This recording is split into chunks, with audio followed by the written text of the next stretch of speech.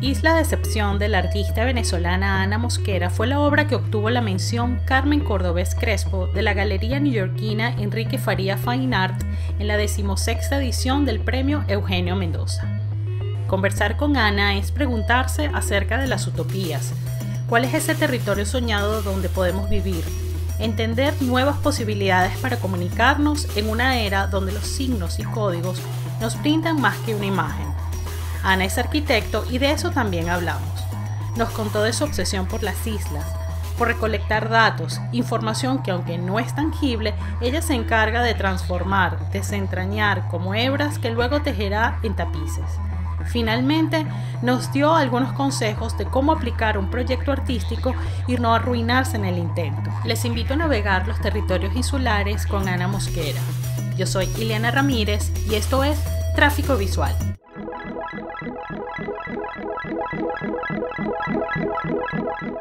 Bienvenida Ana Mosquera, participante del premio Eugenio Mendoza número 16 y que recibió la mención Carmen Cordobés Crespo, patrocinada por la Galería Enrique Faría Fine Art en Nueva York, uno de los reconocimientos que fueron otorgados en esta edición que organiza la Fundación Sala Mendoza. Aprovechamos esta oportunidad para darte la bienvenida a Tráfico Visual en este episodio, esta versión de audio, y así tenemos esa excusa para conversar más contigo, conocerte un poco más y entender cómo llegaste a este proyecto, Isla de Excepción. Si nos puedes explicar en qué consiste para los que todavía no han ido a la exposición, todavía no han escuchado. Entonces así nos vamos haciendo una idea de esa isla que tú has creado en esta edición del Premio Eugenio Mendoza. Bueno, Ileana, muchísimas gracias, primero que todo, por invitarme a participar de este foro y darme la oportunidad de conversar un poquito sobre lo que se hizo para el Premio Eugenio Mendoza. La obra, es correcto, se llama Isla de Excepción y toma una aproximación un poco de archivo ante un espacio que no existe, pero que al mismo tiempo se apoya sobre ciertas evidencias o documentos que parecieran dar fe de que esto existe.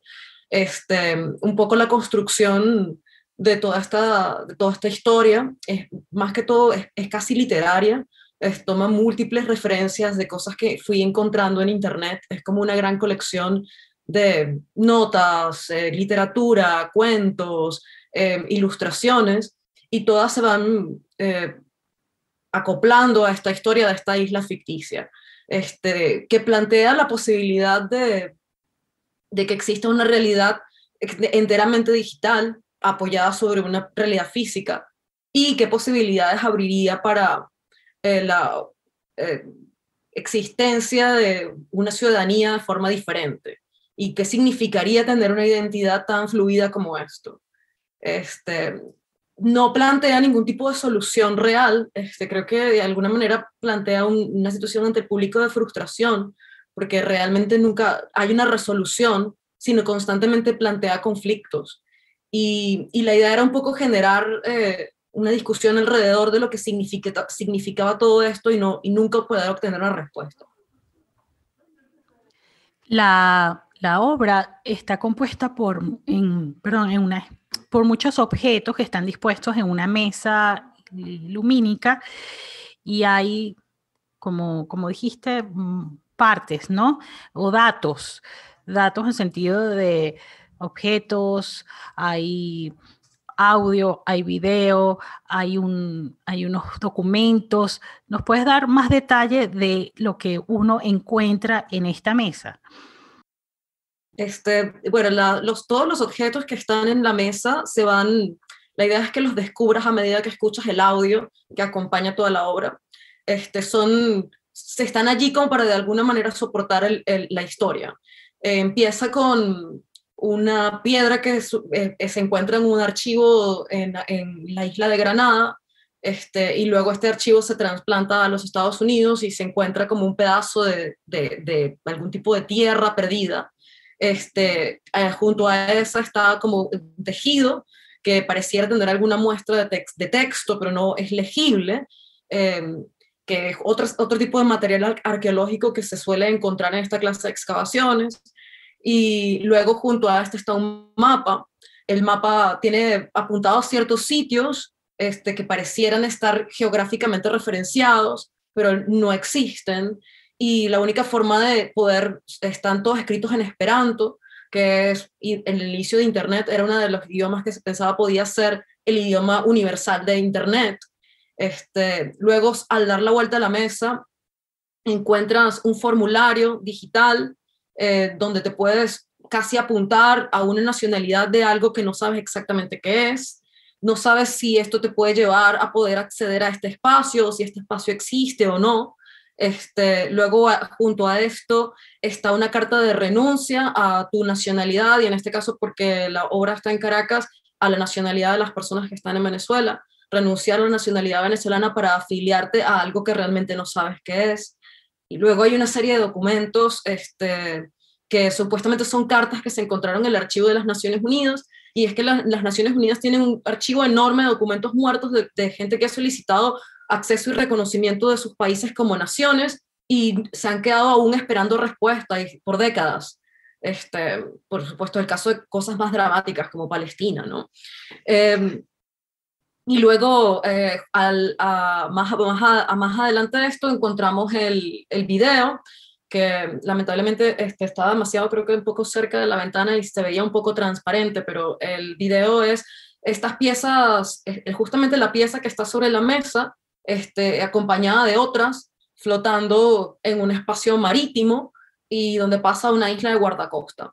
Y luego junto a esto hay un libro que también está en el audio, y son todas las referencias que yo usé para construir esta historia, están allí en forma de código HTML, y tú puedes accederlo como si fuera un archivo, pero realmente no puedes accederlo porque nadie lo puede abrir, ni sabe lo que está dentro. Y bueno, esto es un poco la descripción, y luego el montaje en la mesa retroproyectada, como dices tú, tuvo que ver con la idea de generar esta idea de archivo, ¿no?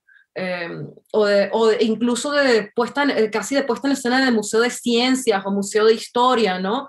Darle como un tilde medio educacional a la obra, para construir esta extraña y fina línea entre la realidad y la ficción. Isla Decepción me lleva a pensar en proyectos anteriores tuyos, o en obras que son de alguna manera antecedentes de esta idea que presentaste.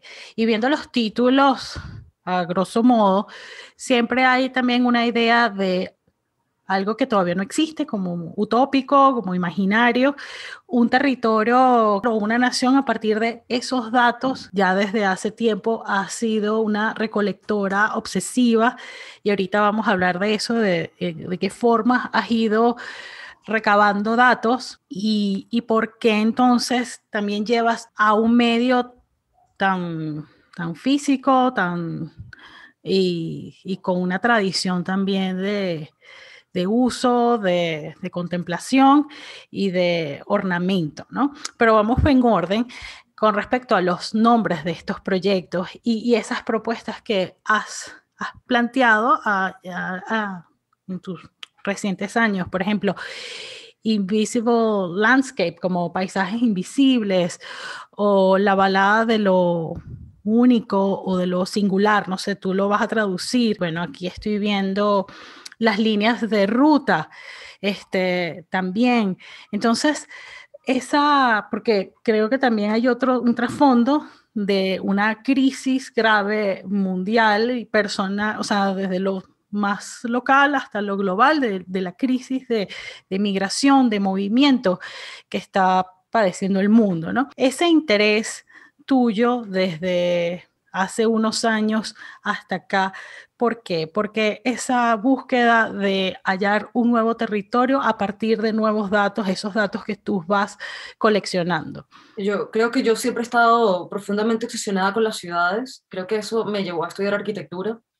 Yo nunca estuve interesada en los edificios, estuve interesada en el urbanismo, cómo la gente se mueve en el espacio, por qué van de un sitio a otro, cómo lo ocupan. Siempre me interesaron las ciudades y creo que realmente lo que me interesaba de las ciudades era cómo se construye el lugar, cómo construimos un lugar, qué significa un lugar, qué es un lugar. Eso siempre estuvo en mí y creo que yo también tengo una relación profunda con la geografía y probablemente tengo un apego excesivo con un lugar geográfico en particular que para mí es Caracas. Eso es todo eso que ya yo tenía se pone en crisis en el momento en que ya no está y que tiene que existir reconstruido de otra forma. Yo creo que esto no se pone en crisis en el momento en el que yo me voy, creo que esto se pone en crisis probablemente unos 2 años antes de salir. Y se pone en crisis porque empezamos a vivir en Venezuela una realidad cada vez más digital, porque recuerdo que no era fácil navegar la ciudad sin la ayuda de las redes sociales, sin saber qué estaba sucediendo en qué sitio para no ponerte en riesgo. La información se transmitía a través de medios digitales. A veces conocíamos más lo que estaba sucediendo a través de algo mediado. Eso generó dudas o preguntas en mí, ¿no? Generó interés en hacer algo con eso, ¿no? Generó profunda frustración también. Y luego cuando hubo la total pérdida de ese espacio geográfico y de ese lugar, y la sustitución de ese lugar por otras cosas, y no la subsecuente obligatoriedad de tener que lidiar con todo mi espacio a través de los medios digitales, los amigos, la familia, todo se convirtió en algo digital. Creo que eso se acentuó. Y creo que de ahí es donde viene la obsesión entre la geografía, definir un lugar, referenciar un lugar y entender cómo las personas habitan y crean un lugar. Sin embargo, yo creo que al principio me aproximé a esto de una forma muy abstracta y probablemente menos emocional, porque creo que estaba utilizando las herramientas que había adquirido de la arquitectura y las herramientas que había adquirido de los análisis urbanos y simplemente traduje o me traje esas herramientas a otro espacio.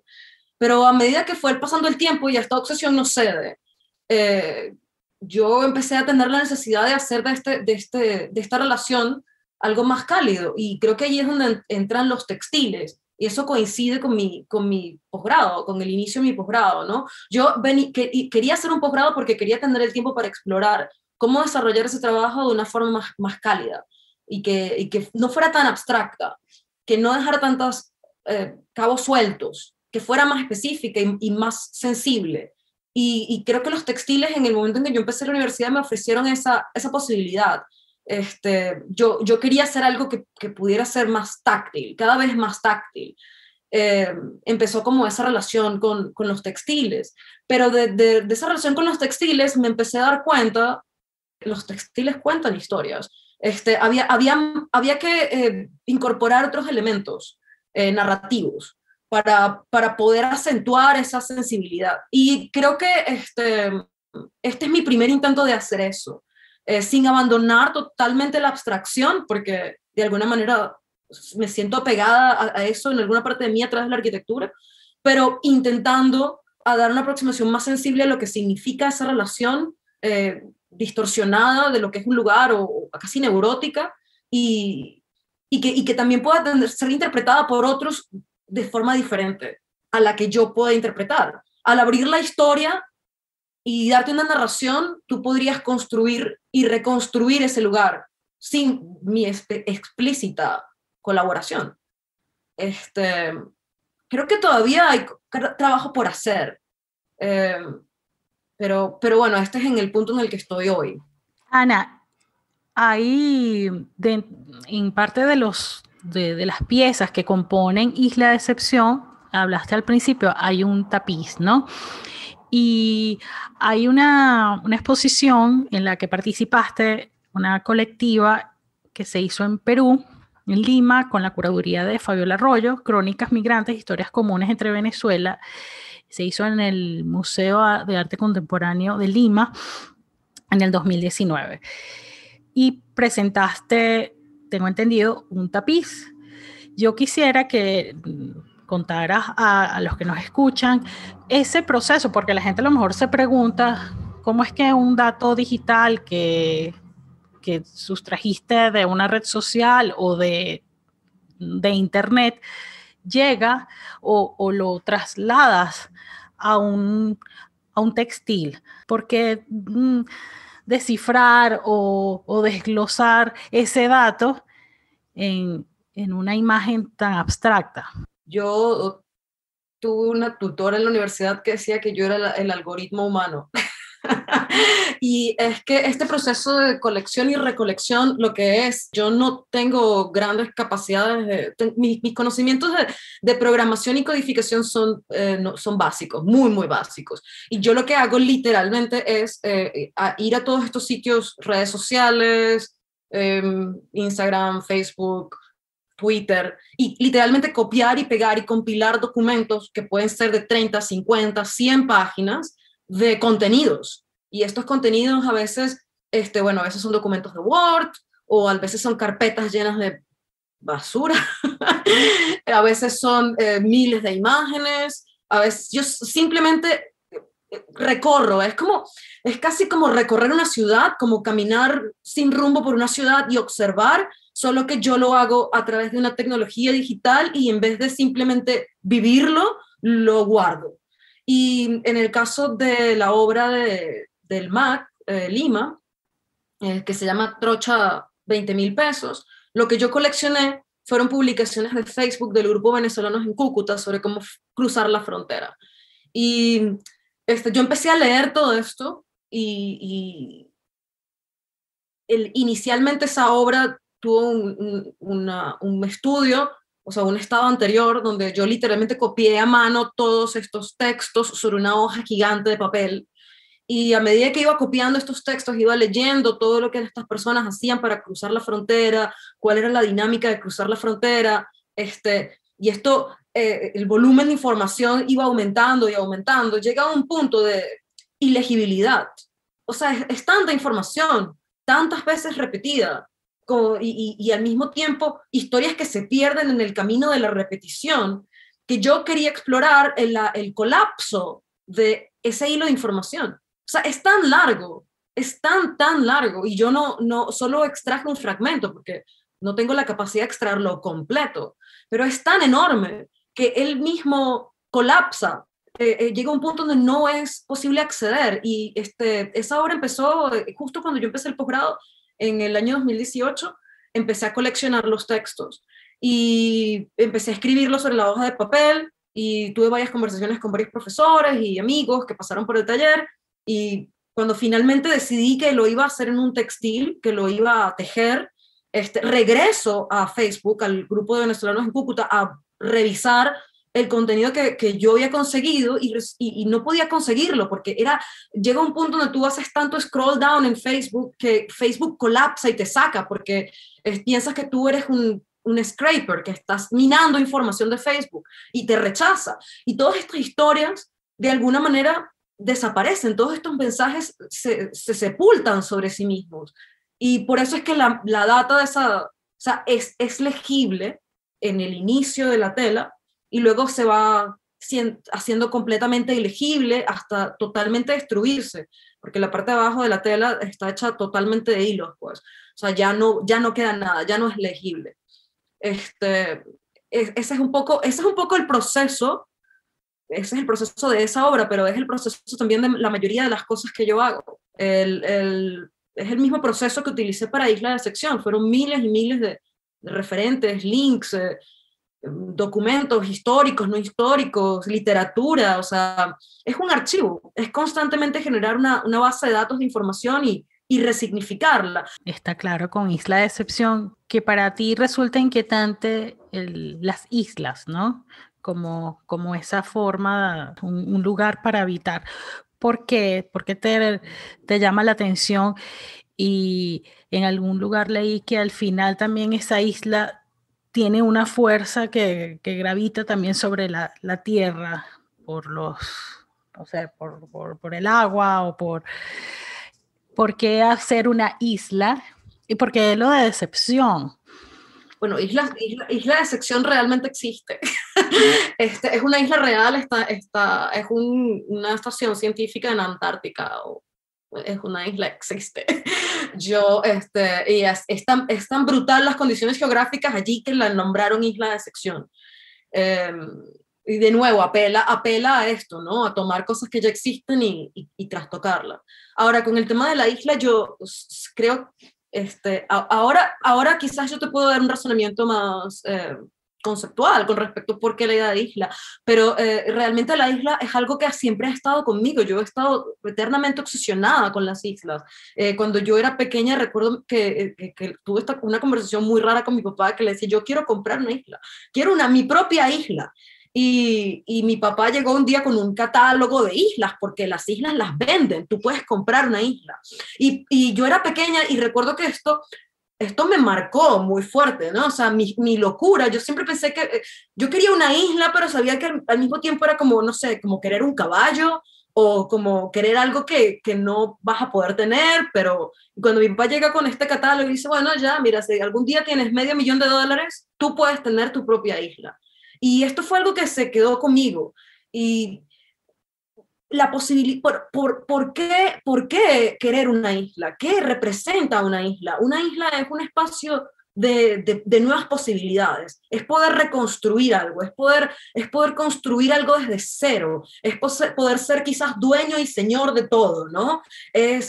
Representa la posibilidad de fundar un nuevo sistema, la posibilidad de crear una nueva sociedad. La isla de Utopía de Tomás Moro es una isla. Las islas siempre se utilizan como esas fantasías de reconstrucción y de posibilidad, ¿no? El Caribe está repleto de islas que en algún lugar deben tener algún tesoro, de algún pirata que andaba por allí dando vueltas y se lo llevó. Pero ¿de dónde viene este tesoro? Las islas para las personas, los indígenas del Caribe representaban otras cosas, porque todo esto era un conjunto territorial.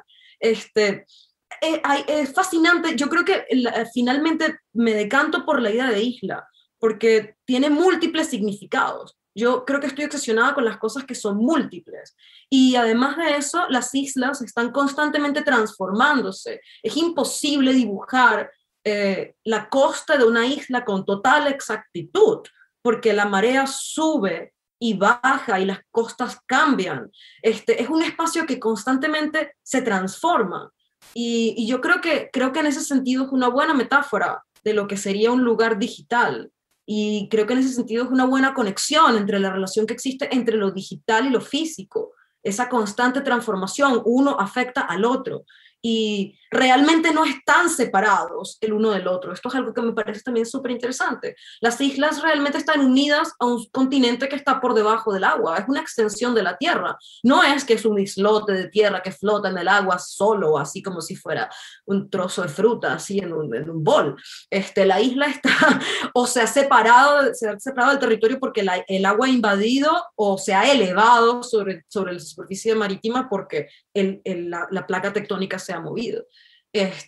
Y eso me parece súper interesante. Yo creo que de alguna manera el ámbito digital y físico se manejan de la misma manera. Tendemos a pensar que el espacio digital es una proyección de nuestras fantasías, pero ¿cómo se relaciona eso con lo físico? Está allí. La relación es directa, no existe, se parece tanto este espacio fantástico digital a nuestra realidad, porque es que está conectado de forma directa y tectónica con la realidad física.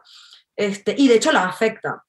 Tú puedes modificar el comportamiento, como en el ejemplo de Pokémon Go. Pokémon Go ha generado unas dinámicas urbanas súper locas en ciertos sitios. Por ejemplo, en Lima hay un lugar que se llama La Punta, que tiene un Pokémon gigante sobre una piedra y no está no está en la tierra, tienes que nadar o caminar por el agua un rato antes de poder ir a cazar este Pokémon. Y la gente se va como loca así tratando de cazar el Pokémon y han generado todo un tema de seguridad, problemas de manejo del espacio. O sea, esta cosa digital está afectando directamente lo físico y este Pokémon lo pusieron allí porque tiene unas condiciones geográficas particulares para existir. Estas relaciones para mí son fascinantes. Y yo creo que las dos, la isla y esa relación son muy similares. Estás hablando está muy presente la idea de lo digital, de la data, y es definitivamente uno de los discursos que está eh, más en circulación en lo que llamamos en el arte, ¿no? En el pensamiento del arte y a nivel de discursos, porque es parte de nuestro presente y es en lo que estamos navegando más en este momento con el COVID-19. Pues nos volcamos todos al internet, a entrar en esta arquitectura virtual para seguir con las conversaciones, con los diálogos, tú hiciste esta obra a distancia, que también fue un proceso complejo. Entonces, es muy interesante porque y hablando de la arquitectura, eres arquitecto y es muy claro cuando hablas en tu manera de armar ese concepto de lo que abordas a través del arte. Está la arquitectura, están los territorios, cualquiera diría que también eres geóloga, porque tienes conocimiento muy cercano, o geógrafa de la tierra, ¿no? De cómo se distribuye y cuáles pueden ser sus propiedades y cómo las podemos habitar o no, y su constante transformación. Vas a seguir abordando, investigando en estas líneas de lo virtual. Ese interés tuyo persiste, está allí, lo ves como un camino para seguirlo investigando. Sí, definitivamente el tema de los territorios es, no creo que lo suelte, este, porque está muy, muy bien, muy profundamente construido en mí. Eh, y el tema de hacer colecciones, tampoco creo que generar archivos, a veces no sé para qué diablos colecciono cosas, pero están todas allí. Este, eso tampoco creo que, no sé exactamente cuáles son los siguientes pasos. Yo he descubierto, a raíz de este proyecto, y que siento que es de alguna manera el cierre de mi posgrado, creo que descubrí una forma de hacer que tiene sentido para mí, y es esta cosa de generar narraciones o historias. Hubo algo allí que a mí me gustó hacer, y generar objetos que la apoyen. Eh, y creo que siempre va el hilo conductor de esa historia va a ser de alguna forma los lugares. Eh, la data quizás es más el método, ¿no? Es el método para explorar una idea que yo creo que ha sido consistentemente la misma, ¿no? ¿Qué es un lugar? En realidad creo que la pregunta es simple. ¿Qué es un lugar? Ayer justamente estaba hablando con una amiga y, y le estaba diciendo, a veces me quiero ir a mi casa. Y ella es de Corea y, y me decía, ¿pero qué es? Su papá acaba de morir, y me decía, yo ya no me siento que pueda estar en Corea. Y, y me dice, ¿qué es una casa? ¿Qué es el hogar? ¿Qué es un lugar si la gente no está? ¿No? Y estábamos como conversando de eso, ¿no? Si no está la gente realmente, ¿cómo se construye un lugar a partir de que las personas estén presentes? Y creo que esa siempre ha sido la pregunta. Creo que en el fondo es eso. Y luego vienen todas las otras cosas que lo complejizan. ¿Por qué sientes que el arte es el campo, el medio para presentar esta obsesión tuya, esta investigación tuya? ¿Qué te brinda el arte o por qué persigues el arte para proponer todo este compendio sí, como de intereses con el archivo, con la arquitectura, con el territorio, con la forma, con el espacio y con los materiales? Yo intenté hacer esto en arquitectura y no creo que el arte lo que me da es libertad. El arte me da mucha libertad, y creo que es lo que me gusta, tener la libertad un poco de jugar con los elementos como yo quiera. La arquitectura tiene muchas reglas. Al final la arquitectura tiene que estar al servicio de, eh, un cliente, una ciudad, tienes que considerar que muchas veces la arquitectura va a sobrevivirte a ti 100 años y va a afectar la vida de mucha gente, ¿no? No puede ser, es un trabajo colaborativo y en comunidad, es otro tipo de trabajo. El arte me da mucha más libertad. Pero yo intenté aplicar estas ideas a la arquitectura y particularmente a mi tesis de grado en arquitectura. Y lo que generé fue, jamás lo voy a olvidar, y creo que fue el momento que dije, sí, esto quizás yo tengo que hacerlo en otro espacio. Lo que generé fue una discusión de 2 horas sobre qué es la arquitectura. Eh, y eso no era mi punto. Fue interesante, además que fue bastante gracioso porque empezamos como con 5 profesores, 2 tenían visiones como muy tradicionales de lo que era la arquitectura, 2 tenían visiones como mucho más contemporáneas de lo que podía ser la arquitectura, y uno estaba como súper indeciso, y empezaron a invitar a otros profesores, y al final de esta discusión éramos 10 personas dentro de un pequeño salón en la Universidad Central discutiendo qué es la arquitectura. Y me di cuenta que era muy problemático esto para la arquitectura, que podía ser útil para la arquitectura a nivel conceptual o teórico. O sea, que era algo sobre lo que se podía escribir, porque podía ser útil para los arquitectos para entender otras cosas abstractas. Pero yo tenía una inclinación por querer hacer y era difícil. No sé, esto fue lo que yo sentí en este momento. Sentí que iba a ser una cosa bastante complicada sobre la cual avanzar si la primera pregunta que generaba era si esto podía ser arquitectura.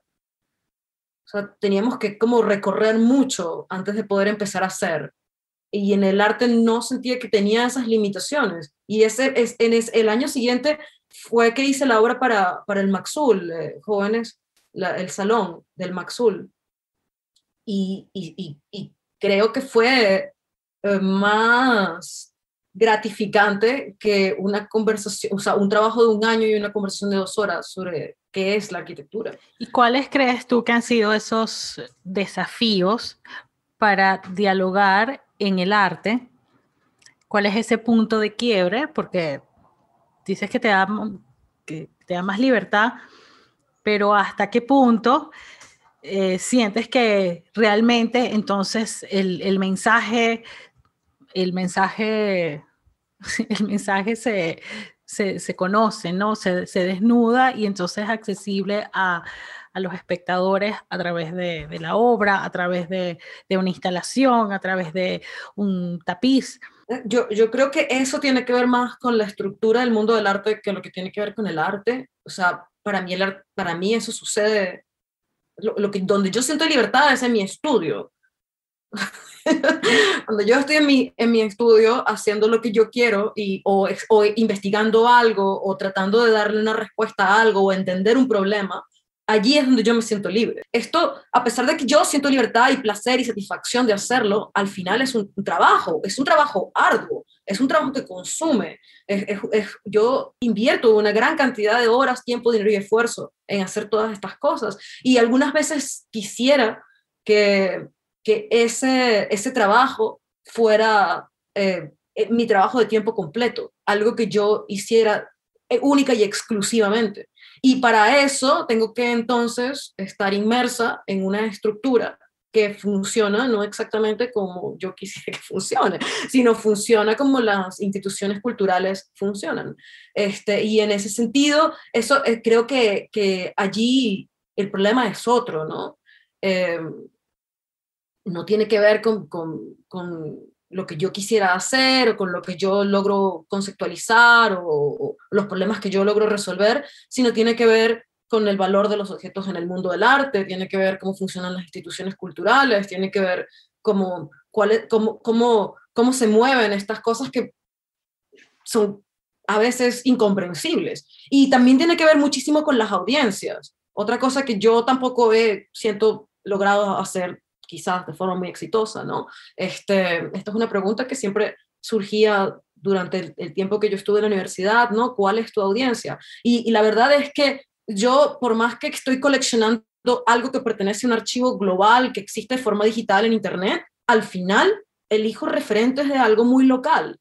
Y nadie, o sea, muy pocas personas a veces conocen de qué diablos estoy yo hablando fuera de Venezuela. Esto es así. Y esto también es a veces problemático, porque dificulta la comunicación con ciertos tipos de audiencias. Definir una audiencia, cómo defines a quién le estás hablando y a quién le interesa saber de esto. También es un trabajo que está en un lugar muy, muy intermedio, porque no apela tanto a las personas que están interesadas en artes digitales, porque tienden a entender el arte digital como algo que genera un código, o genera un producto digital, o tiene una estética en particular, y tampoco pareciera apelar tanto a las personas que se manejan más en el mundo virtual. Está como en un lugar muy, pero es que es exactamente eso lo que yo he estado buscando, algo que esté en ese intermedio. Este, y, y bueno, ahí entran otras dinámicas, ¿no? Porque en el momento en que tú estás inmerso en una institución cultural o en una galería, estas personas quieren hablarle a audiencias específicas. Y esas son otras cosas sobre las cuales yo no puedo tener entero control. Y entonces, Ana, a partir de todo esto que estamos hablando, ¿cómo te asumiste tú como artista? ¿En qué momento tomaste esa decisión o tú sientes que ya estás pensando como un artista, no como arquitecto? No sé si es una pregunta complicada, pero... Una pregunta full complicada para alguien como yo, porque yo nunca me he sentido enteramente artista, vengo de otras disciplinas. Inicialmente fui fotógrafa, luego estudié arquitectura, traté de hacer esto, no fue a lo que me sentí inclinada a hacer después que terminé esa carrera, y, y yo no me he sentido particularmente como un artista. De hecho, creo que he empezado a pensar que puedo yo quizás llamarme artista porque estoy involucrada con esta clase de proyectos y se refieren a nosotros como artistas y bueno, ok, está bien, puede ser. Pero yo realmente creo que lo que soy es una investigadora, una persona curiosa, una persona que quiere resolver problemas difíciles que yo misma invento. Y creo que eso sería una definición más cercana a lo que yo hago, ¿no? Investigación. A veces esa investigación tiene una salida que puede ser no sé, un objeto o un video o un texto. O a veces simplemente es una idea que luego no, simplemente puede generar una conversación. O sea, no necesariamente a veces genera outcomes finales. Así que no lo sé. La inclinación yo creo que siempre ha estado allí. Por algo yo inicialmente elegí estudiar fotografía, luego también por eso quizás elegí estudiar arquitectura. Creo que ninguna de esas dos áreas me brindó todo lo multidisciplinario que yo quería ser, porque mi curiosidad siempre sacaba de múltiples pozos, ¿sabes? Siempre quería integrar cosas de aquí, de allá, de aquí, de allá, y ninguna me satisfacía completamente. Y de alguna manera esta práctica sí me permite hacer eso, me permite combinar lo que yo sé de fotografía con lo que yo sé de arquitectura, con lo que yo sé hacer de video, con cosas que también me permite aprender nuevas cosas, o sea, data scraping, yo qué sé, a veces ando viendo como, no sé, hacer códigos, lo intento, o sea, también me pone retos de cosas que yo quizás no haría en otro contexto, en un trabajo de una oficina de arquitectura, probablemente no estaría mirando cómo hacer eso, y eso me emociona. Como una idea de crear, ese impulso de hacer algo nuevo o de descubrir algo. Una curiosidad por saber, suelen ser preguntas como, ok, ¿y qué pasa si, no sé, pensamos en un territorio como algo no objetual? ¿Cómo puede ser eso? ¿Cómo se lo explico a los demás? ¿Y tú crees que es ¿Sabes? importante, perdón que te interrumpa, explicar? O sea, ¿sientes que hay que hacer como una traducción de lo que tú estás pensando a otro? ¿O pensarías y dirías, quiero hacer una obra de esto, quiero hacer algo nuevo a partir de de una imagen, de esa idea que vi? Yo nunca pienso que voy a hacer algo nuevo y realmente pienso que ninguna de mis obras pueden llamarse algo nuevo porque literalmente yo estoy tomando cientos de miles de referentes de cosas producidas por otras personas y reorganizándolas. O sea, esto es un gran collage. No es un collage eso con revistas o tal, pero es un collage. O sea, no es algo nuevo. Este, y, y creo que al final lo que me mueve son la curiosidad. Esto plantea muchos problemas cuando tú empiezas a coleccionar estas cosas o a hacerte preguntas sobre las cosas que estás coleccionando, qué hacer con ellas, o sea, ¿por qué? ¿Por qué la gente está escribiendo esto? ¿Qué significan todas estas historias? ¿No tienen sentido? Te afectan también. Yo me acuerdo cuando estaba haciendo el estudio de la tela de trochas que lloraba, porque realmente las historias que la gente cuenta de cómo cruza la frontera son desgarradoras. Era casi, no voy a decir que era casi como vivirlo, pero era muy cercano. Tú puedes, porque además es la misma forma de escribir en español de la misma forma que tú hablas. Hay miles de formas de escribir en español, pero una en particular que tú sabes es muy cercana a la forma como tú hablas y te afecta. Todos estos contenidos, no sé, pasan por ti, ¿no? O por lo menos pasan por mí me generan preguntas y constantemente los quiero recombinar a ver qué sucede si. Eso es realmente lo que me mueve. Y luego las cosas, a veces hago cosas porque pienso que ponerme el reto de cerrar, por ejemplo, en el caso de la Sala Mendoza, bueno, ok, todas estas ideas quedaron súper abiertas después del posgrado y para mí la Sala Mendoza fue una oportunidad de cerrar ideas que estaban abiertas a raíz del posgrado. O sea, ¿qué pasa si lo formalizamos en una cosa? ¿Cuál sería el cierre de todo este proceso de ideas de 2 años? Y bueno, o sea, también muchas veces las cosas en las que yo participo lo hago con la intención de poder tener un deadline para poder cerrar algo y poder continuar con otra pregunta, porque si no me quedaría pegada eternamente en la misma pregunta. A propósito de eso, y ya para ir cerrando, que dices que tomas como estos deadlines y estos retos para cerrar capítulos, para concretar proyectos, ideas, es algo que en tu carrera también es bastante característico, una disciplina por tu trabajo. Has participado en varias residencias, en proyectos internacionales que implican una organización en material, en ideas, en fechas, que es algo que a veces no se tiene no se tiene ese entrenamiento, pero ya tú lo tienes bastante asentado, ¿no?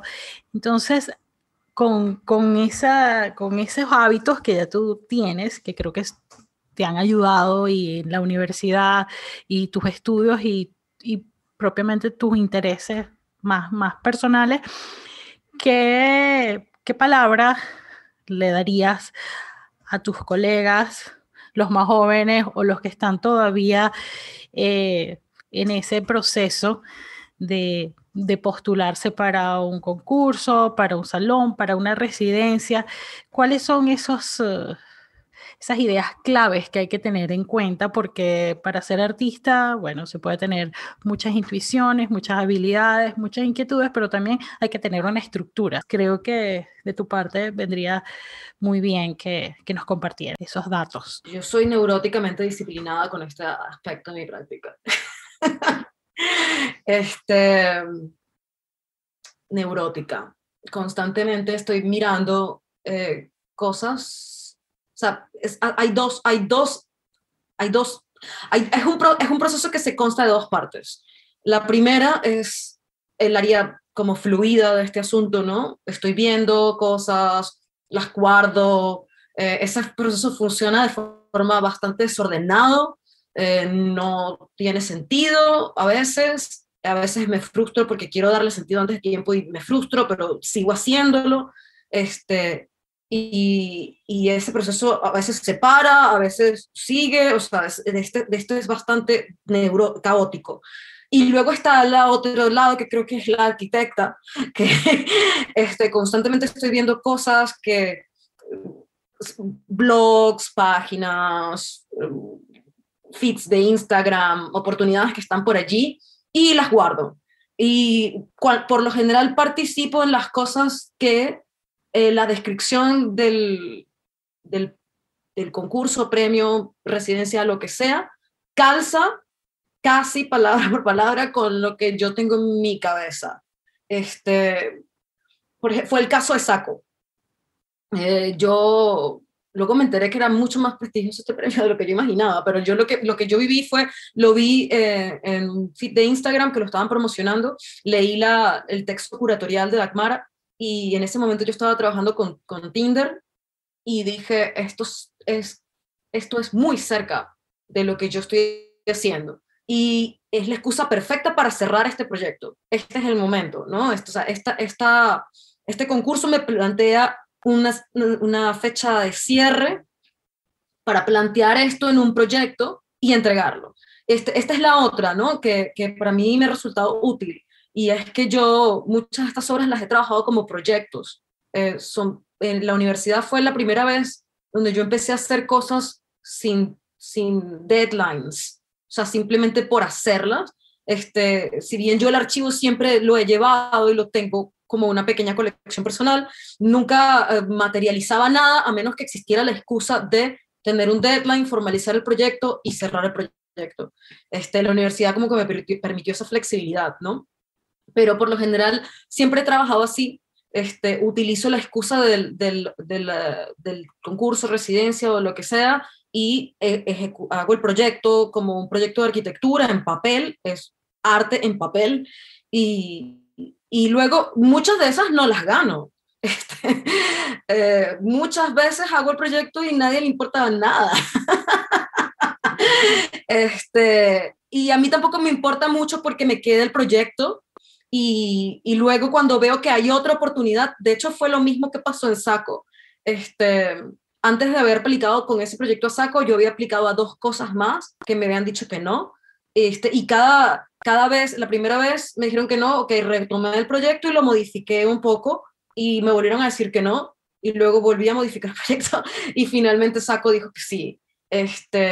Y fue una manera es una manera como de ir afinando, ¿no? Porque, bueno, en ese momento yo no tenía como una escuela de arte que tuviera tutores y alguien, ¿sabes? Como alguien que te diga qué estás haciendo mal, o que te diga por qué no funciona, ¿no? Era muy intuitivo. Entonces mi única manera de saber que no funcionaba era a través de los concursos y los rechazos, ¿no? Eso también es limitante. Ahora lo veo en retrospectiva, después de pasar por la universidad, y digo, ya entiendo por qué habían cosas que eran más frías. Claro, porque no había un proceso de trabajar con los materiales por adelantado, las pruebas sucedían en vivo. O sea, Saco, la primera vez que yo vi la obra de Saco fue en Saco. Saco no existió antes, o sea, no hubo estudio previo.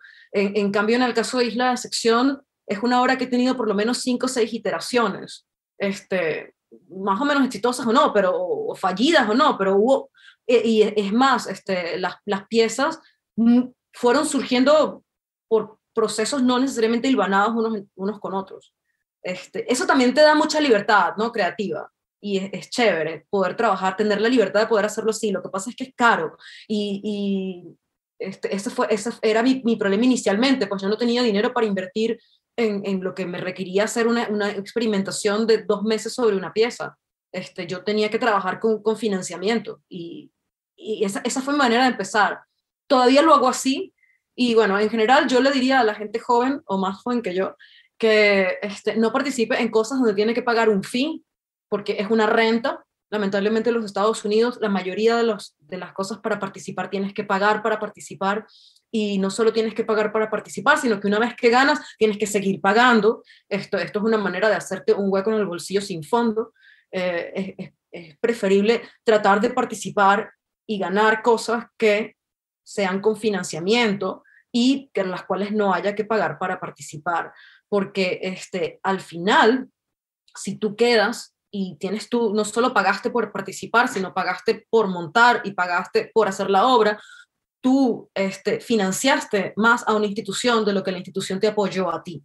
Y eso, para un artista emergente, es, sí, y especialmente con recursos limitados, es una fórmula para el descorazonamiento, creo yo, ¿no? Pero al final vas a terminar renunciando porque te va a costar tanto tiempo, dinero y esfuerzo que vas a preferir no hacerlo, por más ganas que tengas de hacer las cosas.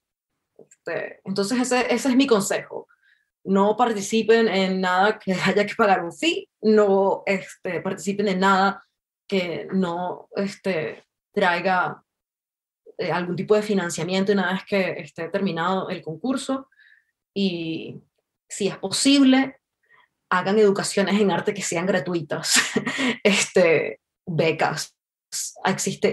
Investiguen todas las clases de posibilidades de financiamiento que no lo tengan que ustedes que poner de su bolsillo, porque el arte cuesta un montón de dinero y muchas veces es solo una vez que se ve y nunca más. Es triste, pero es así.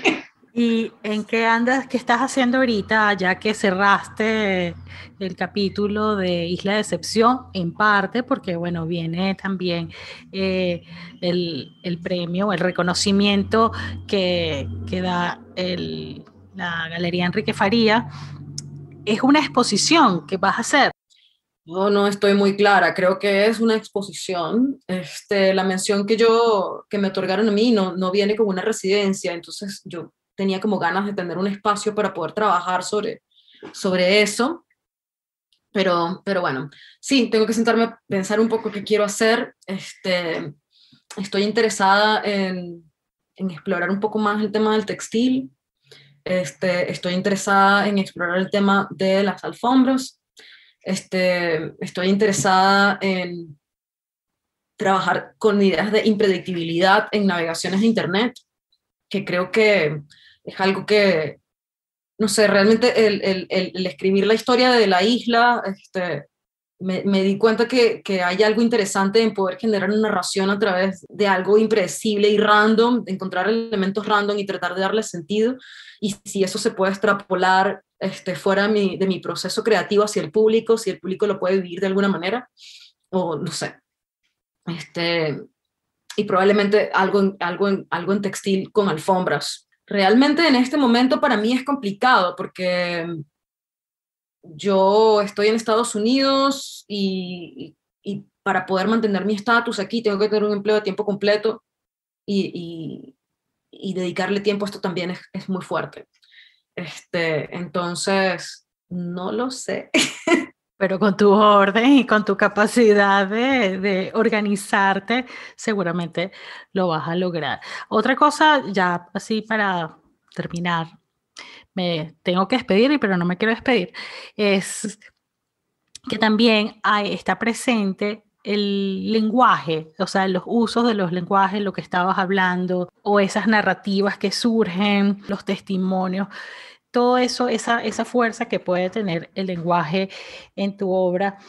Vamos a ver algo más presente, o sea, que lo vamos a ver como de una mayor fuerza en el Internet, esa recolección de datos, son otros lenguajes, codificaciones, encriptados, no encriptados, pero son mecanismos de comunicación y que nos acercan o no culturalmente. No lo sé, porque esta no es la primera vez que me hacen esta pregunta y siempre digo no, yo creo que no, yo creo que ya, con el texto ya, pero luego me di cuenta que sí, que los textos tienen un peso siempre vuelvo al tema del texto.